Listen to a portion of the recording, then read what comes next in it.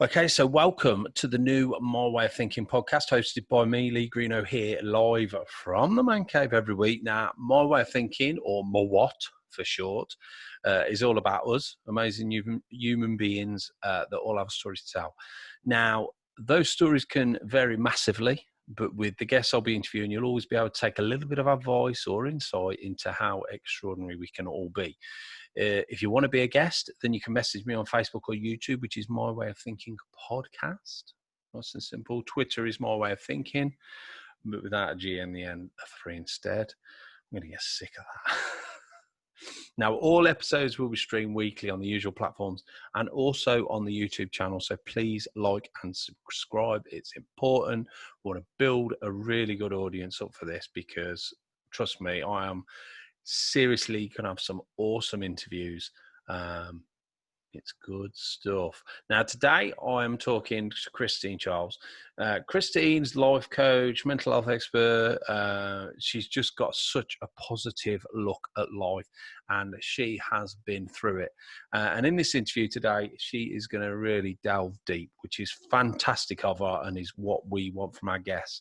Apologies for the audio at the start; it's a little bit off, but it's spot on after the first few minutes, so make sure you bear with it. And that's it. Here we go. A great interview with Christine Charles. Here we go. Okay, so welcome, Christine Charles. How are you? I'm all the better for speaking to my pal. You are too. My cheeks are shining, my head's shining. That's why I put my cap on, because I burnt yesterday. What did you do yesterday? Anything nice? Just the usual, marigolds, scrubbing, cleaning the skirting boards, which has become a bit laughing joke now with my friends and family. What's that? You clean your skirting boards every week. One of my friends cleans loads, and it's therapeutic. You know what I mean? Whereas I hate cleaning, I'll still do a bit. But I think there's some, and we'll talk about mental health later, but there's something therapeutic in it, isn't there? Defo. And I think that's what, for me, clean house, clean mind, tidy house, tidy mind. Yes. It's like someone once said to me, have a good routine in the morning, because the morning sets you up for the day. So make sure you leave your bed set, everything's where it needs to be. So I try and do that, and then I walk into my son's bedroom and it's like I've omsit it. That's the job of children, isn't it? Yeah. Okay, well, look, it's brilliant to have you on. This is the brand new podcast, My Way of Thinking, obviously. Now, we're going to get stuck into what you're about and what you get up to and things like that, because it's fascinating stuff. But first of all, I'd like to start the show with a couple of funny stories, latest stories. And I've got a couple of... because I look at the news in the morning, and the news can be quite depressing, so I try and find some funny stories that always make me smile. So I found these two yesterday. Right, now, this man, okay, he won a lottery ticket. He got a lottery ticket. He won 2 million. But it's quite funny how he got it, because he stopped in a gas station. This was in America. And he needed change for the air machine. So he asked for a $10 Lucky 7 scratch ticket. And the clerk handed him a $20 ticket by mistake. And then he offered to exchange it. But something told this guy, I need to keep this ticket. So he said, I'll keep this ticket, paid the extra, won 2 million. Whoa, talk about intuition. As that, I know, when you talk about fate, something told him. Not to. Just shows you when you say, like, the universe works in mysterious ways. Life is a mystery, isn't it, Lee? You've got quite a lot to talk about, which is great. But first of all, I'd like to touch on your growing up. Now, you're a mental health expert, and you've got other strings to your bow, life coaching, stuff like that. Tell us a little bit about you growing up and how that sort of reflected on then where you ended up today. Okay, so a little bit about as I was growing up. Oh, right. So growing up, I felt very safe and secure in my childhood. It was It was lovely. It was absolutely lovely. I always felt safe in the family unit, but outside in the world, it was like, this is a bit strange, isn't it? But yeah, I felt it was a lovely childhood growing up. We had an apple tree in the back of what became our family home, and just climbing on it, annoying my mum, and playing with my brother, my sister. So I'm a middle child and got an older sister and a younger brother. Where did you grow up? That Birmingham? Yeah, we all of us born bred Birmingham, apart from my parents, who my late father now was born in India, and my mum was born 15 years later after the partition had happened, what we now know as Pakistan. So how did that work? They move over here afterwards, or? So my dad, well, the story with my dad is that his mum died when he was a baby, and he was a bit of an unruly child, and his dad and his brother and his sister mothered him. She became the mother.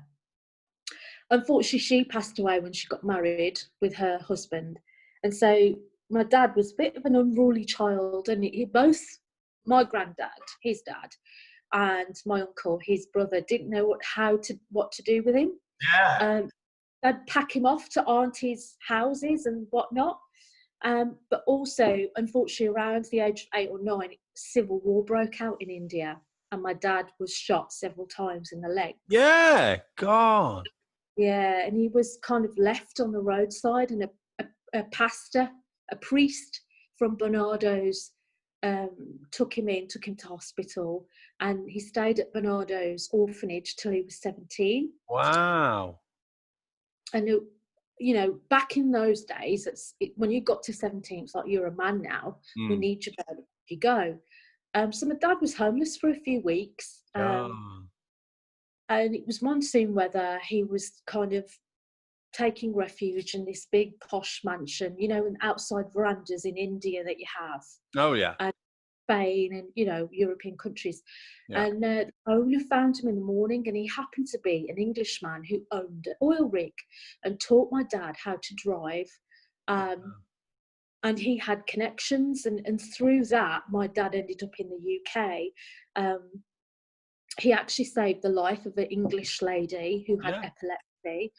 And she kind of said to him, look, I actually live in Stoke-on-Trent in England.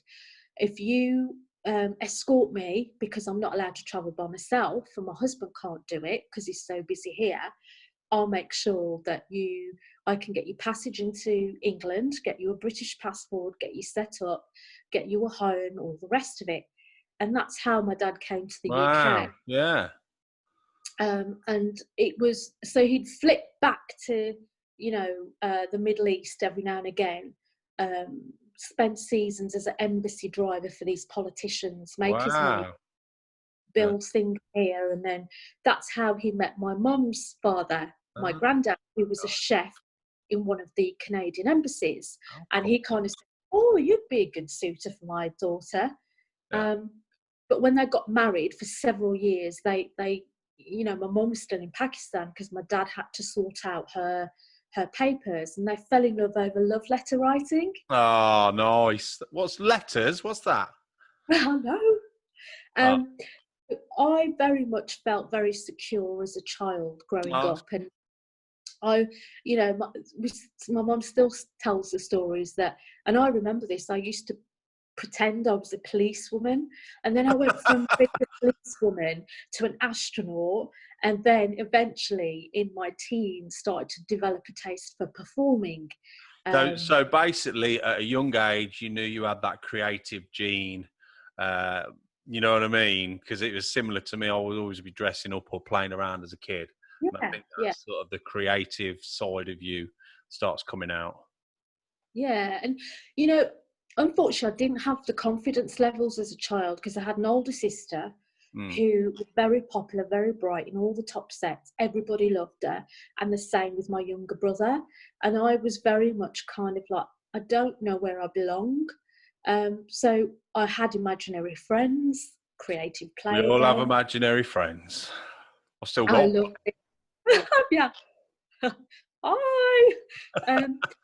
So, and my mum, bless her, I remember that she once arranged a play date for me, and it was somebody whose house I rocked up to lived literally doors away from us, and I just didn't know what to do, Lee. I was like stood there awkwardly, and it was like, you can sit down now, Christine.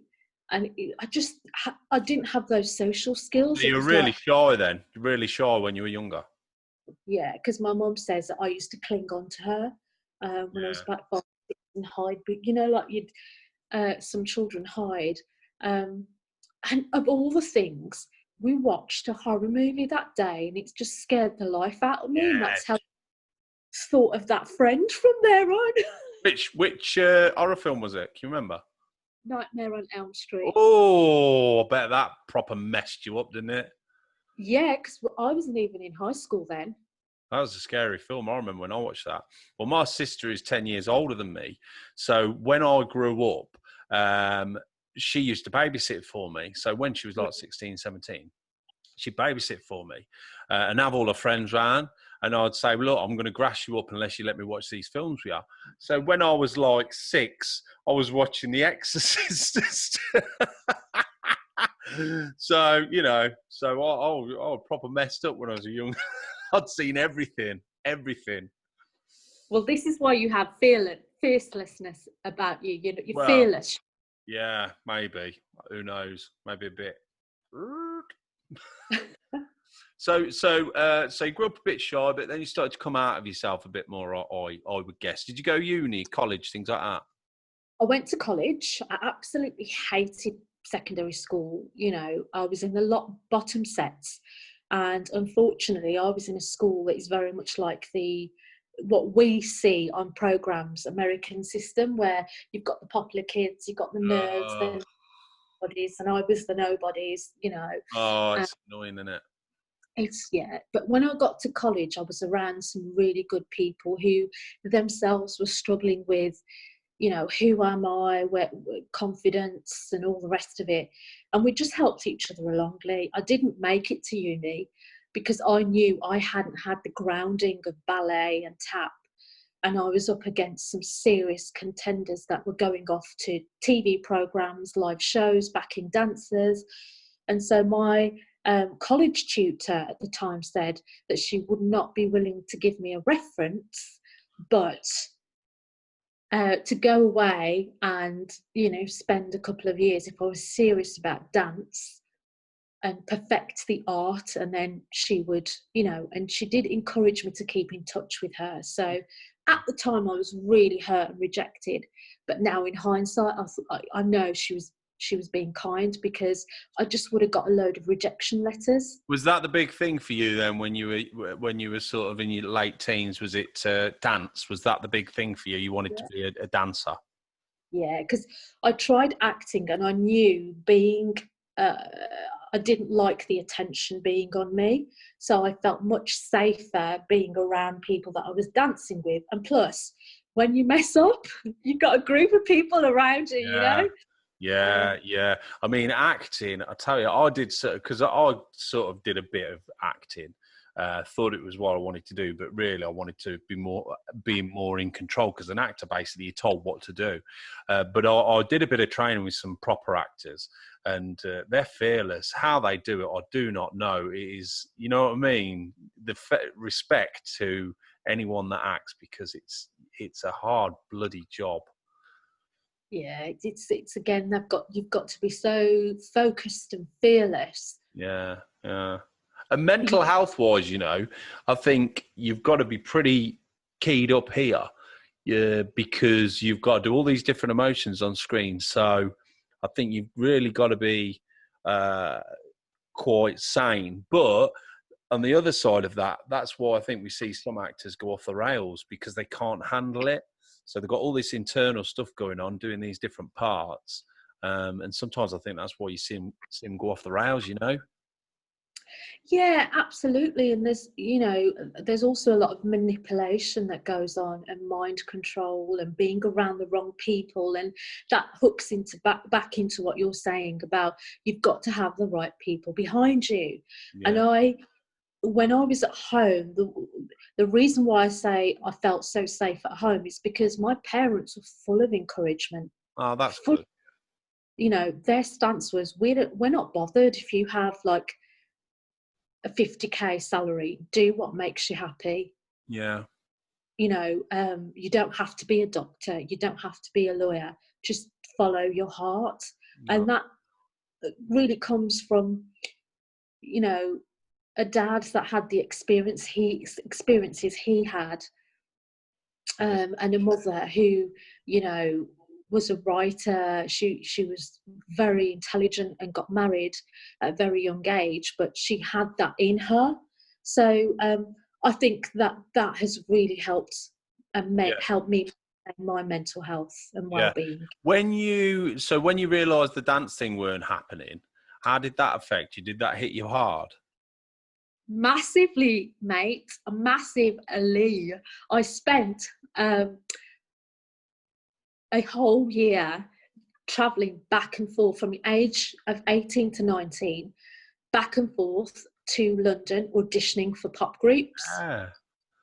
And that, you know, so now looking back, I know that I had a will that was quite full of determination and a bit of stubbornness. And I'd get through so far to rounds and then it would be a no. Oh. And I remember I was at Pineapple Studios and I auditioned for Simon Cowell's management, and they were looking for a girl band, the equivalent of Five. I don't know if you remember Five. I do. Well, I am a little bit older than I remember that, yeah. And I didn't get through. I got through to the semis or the finals. And I asked the guys, the judges, what is wrong with me? Because I'd had like almost a year of this. And they said, there is nothing wrong with you, but black artists are only just breaking through the market and being accepted. Yeah. They are not ready for Asian artists. Mad, And that really blew my mind at the time. God, that must have hit you hard. Yeah, I was devastated at the time. I was devastated. Because you had this big dream, and that is the ultimate full stop, isn't it? That is the ultimate, you've got no chance. Yeah, that's basically. Crap. Yeah, I mean, I was completely lost at that point. What do I do with my life now? Yeah. So what did you do? So what did you do from there then? I bet you felt like shit. Brace yourself. My sister had just got a job in Manchester at the time, and with permission and blessing from my parents, I moved with her. And I'd got a really good job at what was JJB's sports division, but then got brought out by JJB Sports, and I transferred. And there I discovered trance music, drugs, clubbing. And raving. Yeah, I was a raver. Saying nothing. Yeah. So, you know, and had fun. I made friends. That's good. Yeah. You know, I started to discover what friendships were about, and you know, and what social interaction was about at the age of 19, 20. But I loved the whole socializing aspect, but deep down I didn't really enjoy, you know, popping the odd pill, and the whole clubbing element. I never sat right with me. Yeah, it sounds to me, and I've done similar, is because the dance thing didn't happen, what you're doing is you're having fun and almost drowning that out. You know what I mean? And yes, you're meeting good friends, but you're also, you know, I went off the rails for a while as well, because you just realise that that's not going to happen. So you think, fuck it. And you just, you know, and it's great that you meet him, but then there's the, you know, it's like I could go out with my friends, have a great time, but then something would go off in my head because I'd had too much to drink or whatever. And then the bitterness comes back, or because you're not happy or you've got problems at home. You know what I mean? It's a dangerous thing, isn't it? it's all about rejection. That's what I've realised now in my early 40s is because I'd experienced rejection from the outer world, my outside. I kind of threw myself into the clubbing world. Because it was like, wow, making friends, how can I please them, how can I keep the, I don't, and so all these like social interaction rules that you generally learn at school and friendships within school and social circles, I was learning at 19, 20. So it was a bit of a bloomer.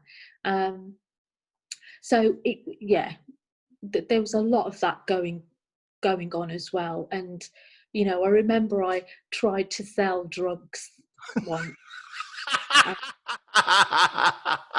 Honestly. And it was just, what am I doing? What am I doing? And I'd end up giving them away to people.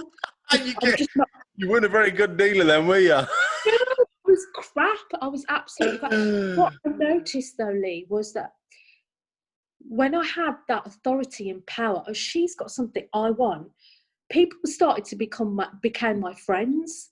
And that's, at the time, deep down subconsciously, it was like, something isn't right. What are you doing, Christine? Is it people pleasing? Do you want to get noticed?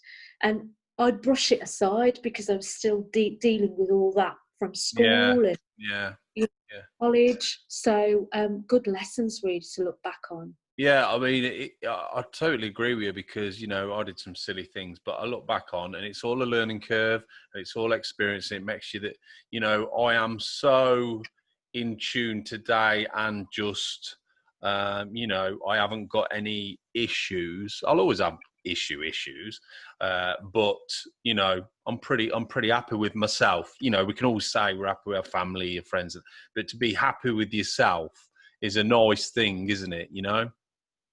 Absolutely. And it's key to well-being up here. We're never going to be perfect, but as long as we can acknowledge that was the past, but that's not me anymore, and I can understand why I was behaving that way. And you don't learn this stuff, it's stuff that you learn as you go along. And no one can tell you. Yeah, exactly. And it goes back to having the right people around you that help you realize these things about you. So the dance thing then, how long did that take to sort of put it to bed, or is it still something that plays on your mind now? Oh no, I'd put it to bed. I moved from Manchester back to Birmingham because I'd got myself in quite a bit of debt and involved with a housemate who was a drug dealer, and honestly, I had to run for my life and came back to Birmingham. And it was whilst I was in Birmingham, I kind of started to do a lot of soul searching and praying and really kind of like, come on, God, tell me what. I did a load of travelling. So I'd go and get well-paid office jobs, save, go travelling. And it was life coaching really that I discovered. But I knew that I needed to work on my own mental health and this whole rejection thing that would make me react and respond in bizarre ways, very sensitive. So there was a whole kind of like, okay, I want to help other people, but I've got to help myself first. Yeah, you've got to get yourself sorted first. Now, you say about praying, are you religious, Christine? I wouldn't say I'm religious because for me, religion is man-made set of rules, and it's all about acts of faith to be able to have that, revelation. But I do have a very strong faith and relationship with God, Jesus, Holy Spirit, and that underpins everything. And now, when I look back at my life and go, why did that not feel right to you when you were clubbing and recreationally taking drugs? Because it was God all the time saying, this isn't you, this isn't you. And it's all about intuition, And both, when I look at my parents' lives, I'm like, that is God's intervention. Yeah. I'm the same. I mean, I'm not religious, but I've got faith. I think that's the best way to be, really, isn't it? Yeah. But so that's an interesting growing up. So So now let's move into sort of your mental health, your life coaching. So what made you go, you sort of touched on it there, but so all of a sudden you had this light bulb moment thinking, actually, I want to help people. Was that right? Absolutely, because I really struggled at school massively. Maths I was just so poor at. And it wasn't until I was 30 and I was living in London at this point. Get around, don't you? Okay. And my ex-boss at the time, who had severe dyslexia, pointed out to me I'd got mild dyslexia. He spotted it in my work. And so how, before you, dyslexia, was it writing? Was it listening to, what type of dyslexia did you have? Maths. Oh, was it? I've got that then. So explain it. How did it affect you? I just was so rubbish at numbers and I couldn't understand formulas or pies or anything like that. I could just about do times table, but I'd get to a point where it'd be like, I don't know how to, and dividing things. That's mad, isn't it? Because I suppose through school you're thinking I'm thick. Yeah. Must be a bit thick. And actually you've got dyslexia. That's mad. Well, at the time, dyslexia wasn't really that popularised. And I remember my maths teacher who actually said to me, I just kept asking him the same question about this calculation we were doing. And he said, how come your sister is in all the top sets, but you can't even get a simple maths formula? Yeah. And he was a graduate, fresh out of uni. So, you know, his tolerance levels weren't there. It really knocked my confidence. Yeah, that's mad. So when I'd got years later in my 30s, this high-powered job in a leadership position where I had to budget, do spreadsheets, work out costs, and I started to get things wrong. When he said that, I felt such a huge relief, especially when I did this online test. God, yeah. And I then it started to unravel things for me, Lee, because I was like, I can see why I've behaved in this way and responded in that way. And so like the mental health aspect for me started there. That's when the seed was born. Yeah. I've had many breakdowns in my life myself by, you know, financially, you know, I've almost had to file for bankruptcy once. I've been in positions where I've had no food, where I couldn't even pay my rent. But I've got through it, and that's faith. It's God. You know, I remember crying out to God one day. Well, I threw my Bible on the floor and I was sobbing and I was on my knees and like, what do you want from me? And, you know, the very next hour I was getting calls like, we've transferred this money into your account that we owed you. And my rent was literally due on the midnight and I'd got no money, you know. So, and then I kind of developed the confidence to say to my mum, I can't afford food right now. And this is as a grown adult, right? And there's a load of shame that comes with that because you're thinking, why am I not able to look after myself? And why am I so poor at finances? Because I'm rubbish with maths. But you know, that's an area of development that I've worked on and had good people around. And then my late father developed vascular dementia, which just, you know, progressed really. So that's where my mental health kind of, mental well-being journey started from. God, yeah. So you're an expert because you've been through every, you know what I mean? You've been through it, haven't you? Well, I think we've all haven't we, at different levels? Yeah, definitely. But I think some things are more testing than others. You know, you'll speak to some people. It's weird because you think, you know, I think my growing up was, yeah, there was things that, you know, were stressful or whatever. Then other people will look and say, wow, that was really difficult. Everybody's got different levels of perception, haven't they, of what a difficult childhood is. But I think the key is, whatever it is, it's all experience. It'll make you who you are. But I think it helps when you have them troubles and you overcome them, that's for sure. Now, your dad with dementia, how did that affect you? That must have been horrendous, I would guess. Absolutely, because I found a diary the other day from 2011, and there's an entry in there saying Dad almost died, but by the grace of God, he's alive. Yeah. So I was like, goodness me. So Dad, before he even got diagnosed with dementia, was poorly. And,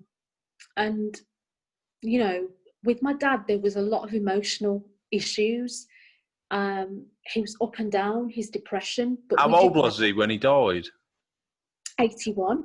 All right, okay. So he had dementia for quite a while, did he? We think so, because when I was 25, he had his first heart attack. So, it was a long time coming. He was having seizures. He was passing out, forgetting things, a long, long time before we even got to the point, this is an issue. We've got to take Dad, and when my dad was having seizures, he'd fall over.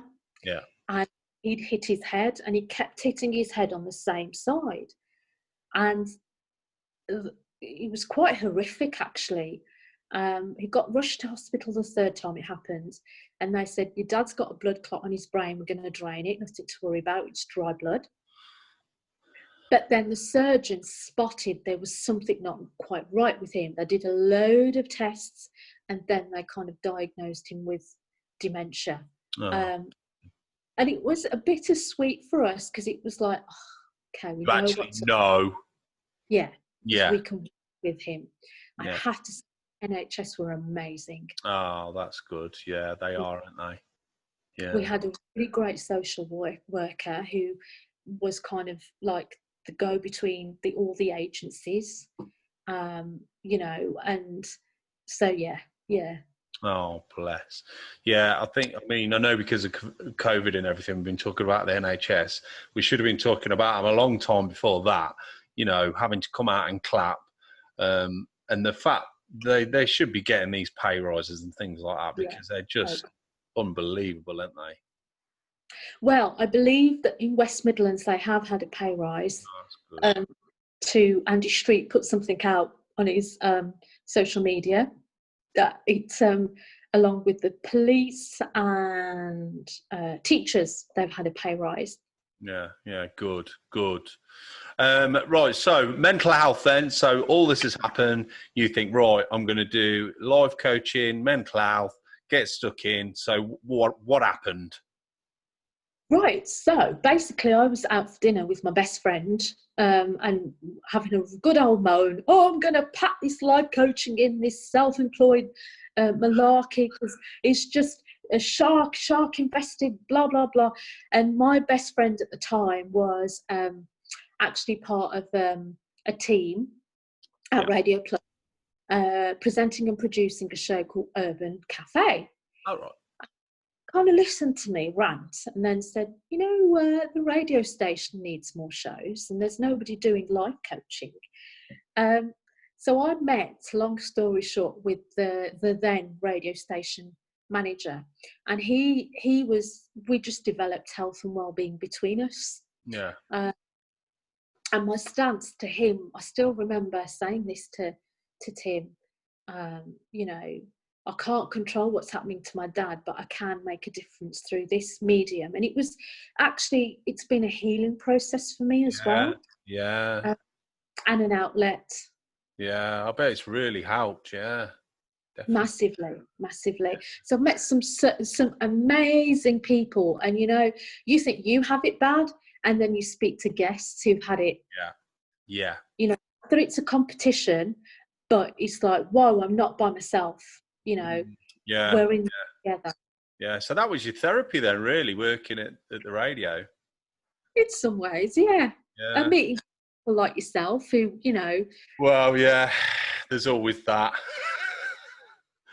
Right, now, so mental health, you thought, right, this is what I want to get into life coaching. What, and so you said about your creative side, do you think they're linked somehow? What, you know what I mean? Mental health, creativity, what are you going to do next, Oh, what are any of us going to do next? That's the big question. I think definitely there's because Tim and I built this show from the ground up, from scratch. And we had to shape and adapt as we went along. And it took, a good 8 to 12 months, I would say. Yeah. And once we'd got a structure and format in place, it was like, right, that's when momentum started. What's next? I don't know. I think for me, it's just about raising awareness and making a difference in the ways that I can, in the best way that I can. Do you think you'd like to get involved in therapy and offering counselling? You ever thought about that? Do you know, I actually did consider being a counsellor, but it's not for me. There's a lot of, it's just emotionally very heavy. Yeah. And I know my personality, and I know that I would not be able to separate that. Yeah. So it's knowing what personality type you are and working with that, which is why I love coaching so much, because it's looking at the past. It's like, where are you now? Let's get you to where you need to. It's a bit like working. It's a bit like therapy, but you haven't got to go deep into the recesses of hell, and it's offering people advice and being helpful without getting too deep. And the other thing is, it's about responsibility, right? So how could I be a counsellor and try and help people with their past and some really deep emotional trauma and problems when I haven't got my own stuff sorted out? Yeah. For me, that's irresponsible. Definitely. Right. Okay. Well, that's good. Now, what advice, now, because we've had a lockdown, and we touched about this before, this will have affected people quite a lot, mental health wise. I mean, we're coming out of it now, we hope. What sort of advice do you think you could give people that maybe are going through problems or issues at the minute? What do you think's the key? I mean, I'm no expert, okay, but for me, it's taking one day at a time right now. And there's a whole wave of mental health issues that are going to emerge. You've got one end of the spectrum where people just aren't taking into consideration the rules and regulations the government has set. And then you've got the people at the other end of the spectrum who are in complete fear. Yeah. And so there's also not a lot of care or thought going into the minds of people. I'll give you an example. I was in my local Sainsbury's the other day, and I went for a walk around a retail park. This man was telling his son, I've got asthma, I can't put a mask on, but people are going to give me looks. Yeah. I just felt bad for him. I thought, you know what, it shouldn't.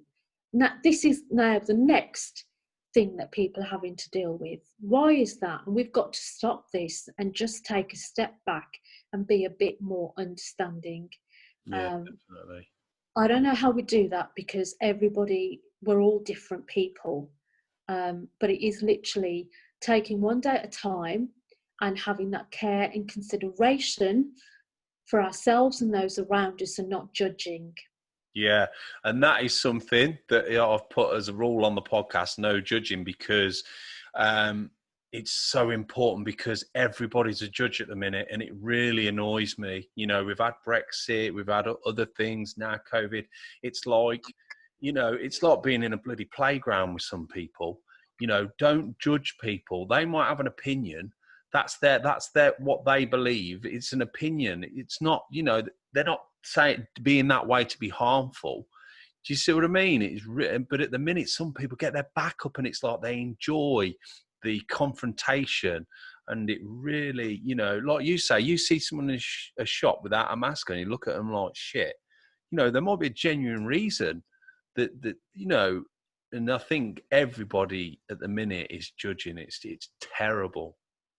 It's absolutely ridiculous, because I know we're going a bit off point, but this whole kind of and it seems to have died down now, but it could pick up, cancelling people on social media. What's that about? Who's given you the right to cancel people? And I actually said to a friend the other day, I don't think this is people, I think this is bots. Yeah. I think this bots that created this cancelling culture. Yeah. I'll tell you what, there's a great Ricky Gervais. I've got a lot of time for Ricky Gervais, and his latest show's on Netflix. Have you seen it? About social media. Oh, no, I haven't. Yeah, it's fantastic. And he says if he puts a post on, you know, people go proper mental. He's got millions and millions of followers, and they're going absolutely mental at him. So he'll put a post on and people don't agree with. He says that's like, imagine you go into a town and you see a picture, a notice board, and it says guitar lessons, £10.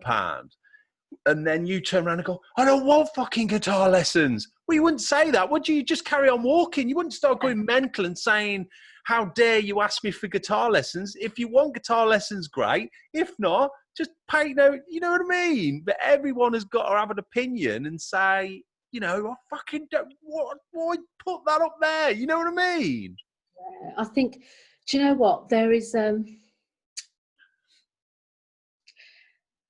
a lot of anger and resentments and all sorts of things that are going on in society right now. And what I'm trying to do is just be love and share love and being, you know, I was listening to a podcast, and it was this guy called Doug Addison, fantastic at what he does. And his ministry is based around encouraging people. And he said, get on social media if you've got a presence and only put positive stuff on. Be the light in a dark place. Because we know we're intelligent. There's higher powers at play here, manipulating social media, manipulating the systems and feeding into the minds of people. And it's almost like, you know, something that we're going to move on into in a minute, the red or the blue pill, you know? Yeah. So like we said, but more love, definitely. And hopefully, and I know it's easy, and I've put about the show always being positive. It's, you know, don't get me wrong, what we're saying is, you know, it's easy to say people are talking crap and judging, but there's a hell of a lot of good people out there, and we're seeing a lot more of that as well. And so hopefully, you know, in the end, the good will come through. The good will come through. Massively. You know, we look at Justin Bieber and what he's been through, and even Kanye West, and we need to get behind these celebrities who are at the forefront of this positivity, and just kind of pray for them, and, you know, just do more of that, spread the love. Yeah, definitely. Now, every week I ask my guests for favourites. Now, this could be a favourite food, a favourite book, a favourite film, but what I want to do is whatever you come up with, it's accessible to people. So if it's a film, they can watch that film. If it's a food, they can eat that food. So that's the whole point of this favourite thing. And so tell us what you've chosen and tell us why. Well, they're movies, and I have many favourites, like you. Terminator. Well, that is a cult classic, isn't it? Really, we can't not deny that. Okay, first one is Interstellar. Have you seen it? Oh yes, yes. It's a great film. Great film. Christopher Nolan's just a fantastic filmmaker, and it's just so wild, isn't it?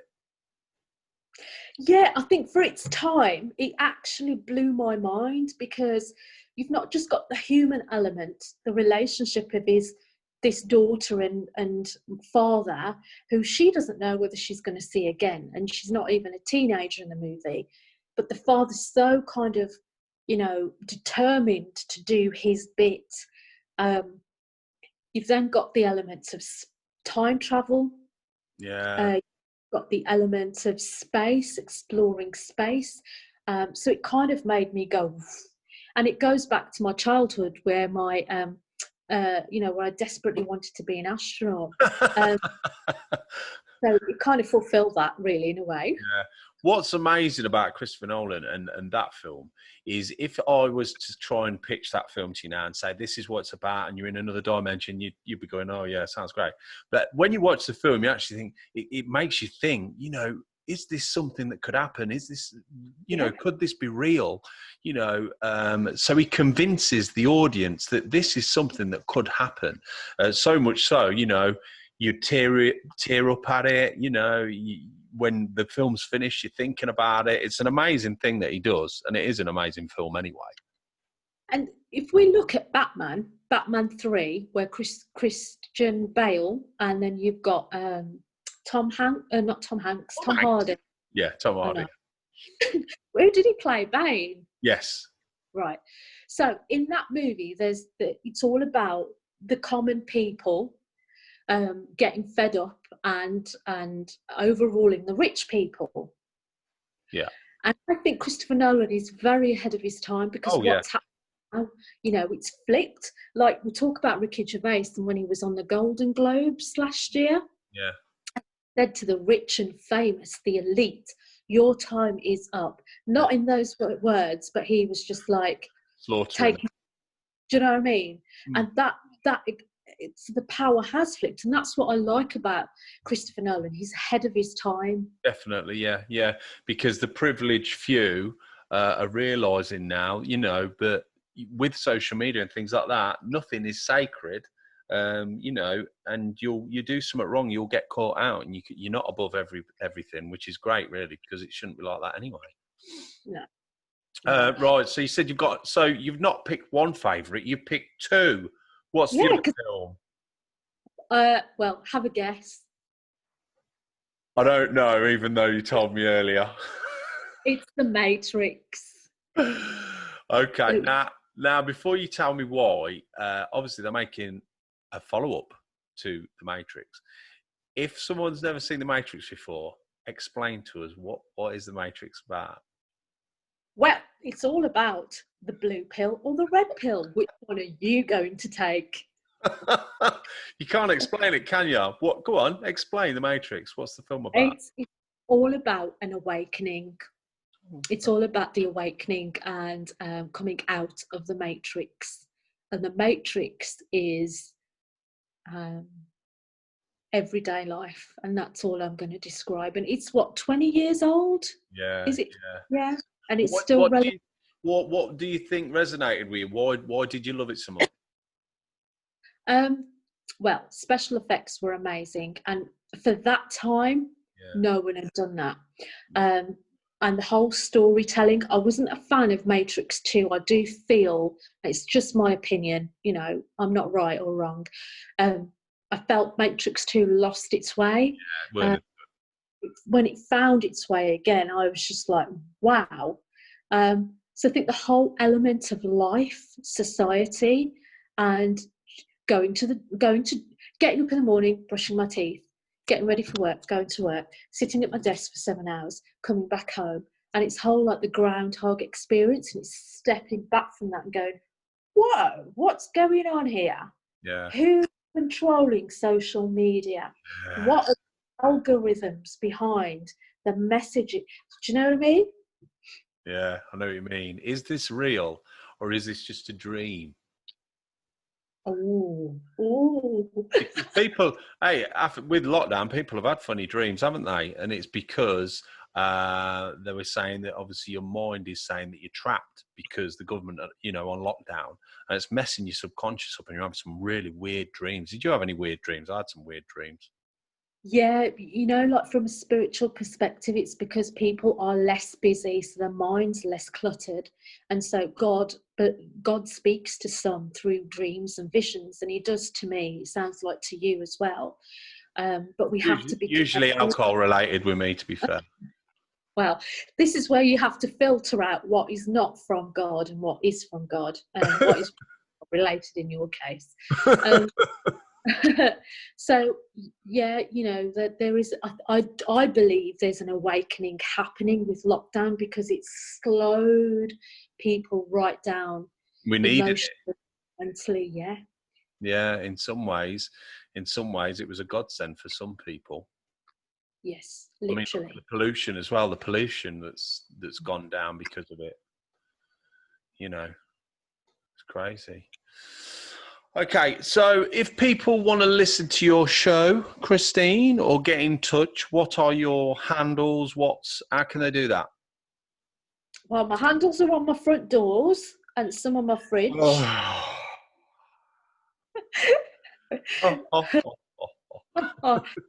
Comedian was not really my forte, was it, being a comedian? But it was Ellen DeGeneres, apparently. Anyway, moving on. Yeah. Radio Plus every Saturday, 10 a.m. till midday. And if you put in Radio Plus Coventry, because there's one in Mauritius, we're not in Mauritius, Radio Plus Coventry, you can find a link to listen live or listen to old shows if you wish. And that's how you can find us. We're also on Mixcloud. But if you can be bothered to going through Mixcloud, great. If not, get on the website. What about your live coaching? If someone wanted to talk to you or contact you about your live coaching, how would they do that? Okay, so it's Christine-Charles.com. You got a website for it? Yes, I have. It's Christine with a C-Charles.com. And I'll give you the link if you want. You can. I'll put the links on anyway, because this will be shown on YouTube as well as on the podcast platform. So we will put that on there.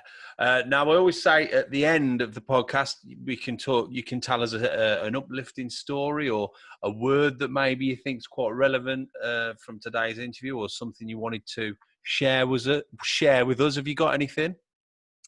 Yeah, do you know what? I just want to say, like, what might seem really dark and negative in this world, is not. That's what higher powers want us to believe. Be the light, be encouraging, be positive. Just be the light, guys. That's all I'm saying. We all have lights. Go into dark places and shine your bright light. Be positive and help others. Someone could be just smiling at someone. You don't know what impact your smile has had on that person.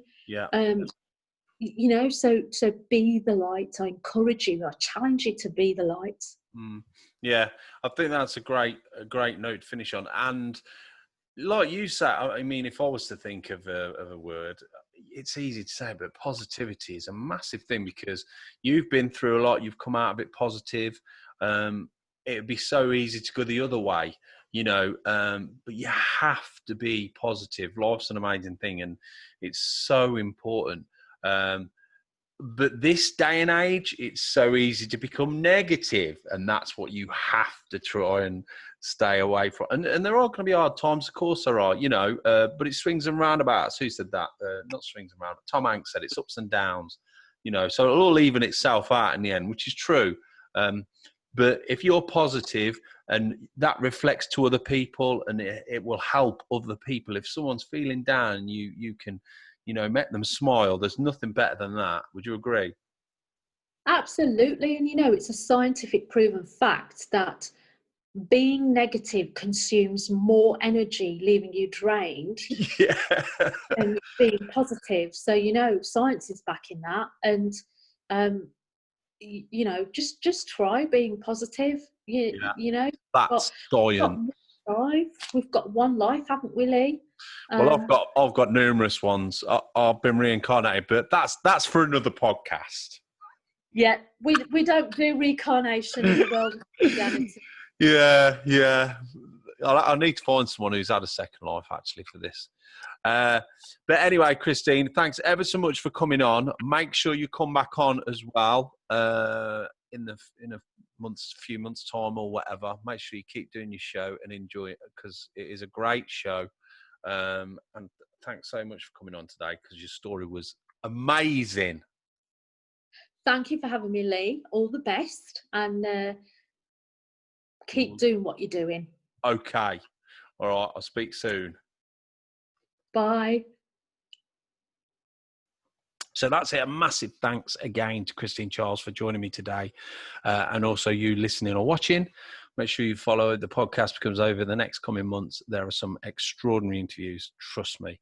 The podcast will be streaming on the usual platforms along with the website, www.mywayofthinking.co.uk. Oh, God, I need a drink. Facebook and YouTube is My Way of Thinking podcast.